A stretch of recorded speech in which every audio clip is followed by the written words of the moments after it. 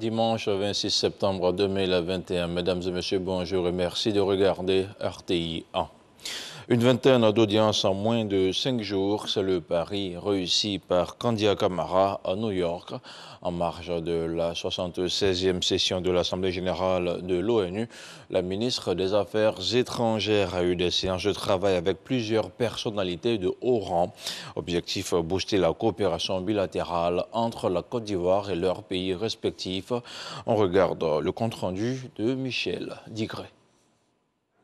Pour sa première sortie officielle à l'ONU en tant que ministre des Affaires étrangères, Kandia Camara a tenu à présenter le nouveau visage de la diplomatie ivoirienne. Pour ce faire, la ministre a multiplié les séances de travail avec de hautes personnalités diplomatiques, chefs d'État et homologues présents à New York. Avec la participation et le soutien de la République sœur de Côte d'Ivoire, le Gabon a été élu comme membre du Conseil de sécurité pour porter la voix donc, de l'Afrique. Et je venais donc m'entretenir avec Madame le ministre d'État pour être sûr que nous soyons en phase sur les priorités que nous allons mener au nom de l'Afrique. On a discuté aujourd'hui du 60e anniversaire de nos relations qui sont riches, solides, stables. Et j'ai pu annoncer personnellement à Madame la ministre la réouverture de l'ambassade du Portugal à Abidjan. Au cours de ces audiences, Kandia Camara a vanté les opportunités d'investissement en Côte d'Ivoire. Nous avons présenté les potentialités de la Côte d'Ivoire. Nous avons expliqué à tous nos interlocuteurs que nous avons un code d'investissement qui est l'un des plus favorables au monde. Et donc, nous avons expliqué à nos interlocuteurs que nous comptons sur les investisseurs de leur pays afin qu'ils viennent en Côte d'Ivoire, mener des activités économiques en Côte d'Ivoire. Et surtout, nous avons fait savoir à nos différents interlocuteurs que la Côte d'Ivoire a décidé résolument d'aller à la transformation structurelle de son économie. Et cela à travers la transformation des matières premières en Côte d'Ivoire. La récente découverte de pétrole et de gaz offshore a été également au cœur des échanges. Nous avons aussi annoncé à tous nos interlocuteurs que la Côte d'Ivoire vient de faire une grande découverte de pétrole et de gaz et que leurs hommes d'affaires, leurs entreprises, leurs opérateurs économiques seront les bienvenus en Côte d'Ivoire parce que nous voulons diversifier notre économie. Nous voulons le faire certes avec les opérateurs économiques ivoiriens, mais que nous appelons aussi les investisseurs étrangers à venir en Côte d'Ivoire mener des activités économiques. Autant d'arguments qui ont convaincu ses interlocuteurs sur le leadership de la Côte d'Ivoire et de son président. Tous nos interlocuteurs ont reconnu le leadership du président Alassane Ouattara, la confiance qu'il inspire. Tous nous ont parlé des efforts fournis par le président Alassane Ouattara dans le sens de la réconciliation, dans le sens du renforcement de la cohésion, mais aussi sa lutte pour faire en sorte que les Ivoiriens puissent vivre en paix et que la Côte d'Ivoire demeure un pays en sécurité. Le prochain important rendez-vous de Kandia Camara sera ce lundi, date à laquelle elle fera sa déclaration à la tribune de l'Assemblée générale et rencontrera par la suite Antonio Guterres, secrétaire général de l'ONU. Retour en Côte d'Ivoire dans la nuit de vendredi à samedi. Une opération de sécurisation de grande envergure a été lancée sur l'ensemble du territoire national. Vous l'aurez compris, l'opération Épervier 7, conduite par le directeur général de la police, sillonne également quelques communes de la ville d'Abidjan. On fait le point de cette opération de sécurisation avec ce reportage d'Abou Sanogo. Il est 20h05 ce vendredi 24 septembre.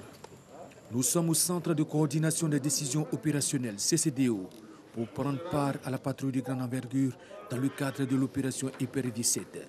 On fait le bilan sur la période du 17 au 24 septembre. Après le briefing, la patrouille est lancée sur l'ensemble du district d'Abidjan. Et c'est la direction de la police criminelle qui constitue la première étape. 3 présumés gangs mis hors d'état de nuire. On a agressé un monsieur pour prendre sa moto avec lui. Il passait, la moto était éteinte, il poussait. On était dans les fleurs. Quand il arrive à l'un nouveau, on est sorti sur nous, avec un couteau. On s'est battu d'abord. On a piqué 4 fois. Après la commune du Plateau, le cap est mis sur la commune d'Adjamé, précisément 220 logements. La police et la gendarmerie nationale sont à la tâche. D'Adjamé, la patrouille visite la commune de Yopougon, notamment Yopougon-Sable, le complexe Jesse Jackson et la maison d'arrêt et de correction d'Abidjan. Objectif, s'enquérir du bon déroulement des dispositifs. À Bobo-Ndotri, autre étape. Tout se passe très bien et nous avons le retour des populations parce que les populations sont favorables à notre action. Puis Cocody, Carrefour-la-Vie. Fonctionnaires de police et gendarmes ensemble pour lutter contre le grand banditisme, l'incivisme et l'incivilité. Marcory, boulevard Valérie jusqu'à Destin, zone 4, puis le grand carrefour de Koumassi. Partout où nous sommes passés, nous avons vu des hommes et des femmes au coude à coude engagés pour cette opération d'Épervier 7. Il y a eu des fumoirs cassés. À la DPC, vous avez vu le nombre de délinquants interpellés, de la drogue saisie, des armes blanches saisies et on a même saisi des tasers au cours de cette opération. 1h45, le ministre de l'Intérieur et de la Sécurité Vagono Djomandé rejoint la patrouille. Il félicite l'ensemble des forces engagées pour cette opération. Les résultats que nous avons enregistrés depuis bien longtemps font aujourd'hui que l'indice de sécurité en Côte d'Ivoire est à 1,2. C'est un résultat très bon. Au regard de ce que nous avions il y a quelques années, quasiment à la même époque, où on était quasiment à 4 sur une échelle de 10. Pour dire tous les efforts qui ont été faits, tout l'engagement des forces qui ont été déployées, tous les citoyens qui vivent sur notre territoire ont besoin de vivre en paix, en sécurité. Et vous montrez par votre engagement que nous n'avons aucune raison de nous inquiéter. Pour l'opération Épervier 7, les forces sont engagées à lutter contre la criminalité sous toutes ses formes et prévenir les attaques dans le pays. Une boule, une masse dans un sein est le signe avant-coureur d'un cancer du sein, le plus couramment observé chez la gente féminine. Et sur le terrain, la sensibilisation ne faiblit pas grâce à l'ONG Ecomédia. Le 22-23 octobre prochain, elle tiendra la 5e édition des journées de mobilisation des médias contre le cancer du sein. On regarde le reportage d'Evelyne Yoboué, il est commenté par Didier Nguesson. Le cancer du sein n'est pas une fatalité. Les médias se mobilisent à l'initiative de l'ONG Ecomédia. Elle a pour mission d'aider les femmes du district d'Abidjan à se faire dépister gratuitement de façon précoce afin de prévenir la maladie. En Côte d'Ivoire, il y a plus de 1000 femmes qui meurent chaque année de cette maladie. Nous en appelons aux femmes de Côte d'Ivoire, du monde entier, de ne pas avoir peur. Il faut se rendre à l'hôpital dès qu'on sent qu'on a un nodule qui s'est mis dans le sein, une petite boule ou une petite douleur au sein. Il ne faut pas rester à la maison, il faut aller à l'hôpital pour se faire dépister. Le cancer du sein se guérit. On ne meurt pas du cancer du sein, mais à une seule condition, c'est de se faire dépister plus tôt. Le cancer du sein est un problème de santé publique. Le dépistage se fait à partir de 18 ans. Plusieurs facteurs sont à la base de cette pathologie. Les pilules du lendemain, généralement, qui sont beaucoup commercialisées, les progestérones, les implants, l'alcool, l'obésité, la sédentarité. Alors, le nullipa, c'est-à-dire ne pas avoir d'enfants. L'arrêt précoce de l'allaitement maternel, avoir plusieurs enfants. Cela constitue alors un mode de survenue de ce cancer-là. Cette année, le dépistage se fera dans les communes de Cocody, Koumassi et Yopougon. La femme, c'est la vie. À travers l'ONG Ecomédia, nous voulons donc faire la sensibilisation afin qu'elle puisse, dès le départ, prendre les dispositions pour guérir ou bien pour éviter cette pathologie. La célébration officielle se déroulera les 22 et 23 octobre prochains. Dans la commune de Divo, tous les chiens errants seront abattus. C'est la décision du conseil municipal qui vient de faire sa rentrée. En effet, plusieurs personnes ont déjà été victimes de ces animaux de compagnie égarés et qui sont pour la plupart porteurs de la rage. Le reportage d'Éric Goré.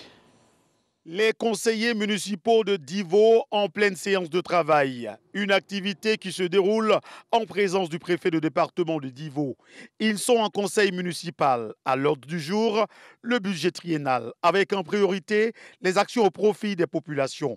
Cette rencontre trimestrielle qui permet à Amédée Kouakou d'avoir le point exact de la situation sur les entrées et les dépenses pour les réalisations dans plusieurs domaines scolaires et sanitaires. Nous nous sommes engagés pour les 3 ans qui viennent à travailler aussi bien dans le domaine du social, au niveau de l'école, continuer donc à apporter donc le bonheur aux populations de la commune de Divo. Ce conseil municipal retransmis en direct de la radio locale a été l'occasion pour Amédée Kouakou d'inviter les populations à se faire vacciner contre la Covid-19. Nous avons demandé à la population donc de se faire vacciner.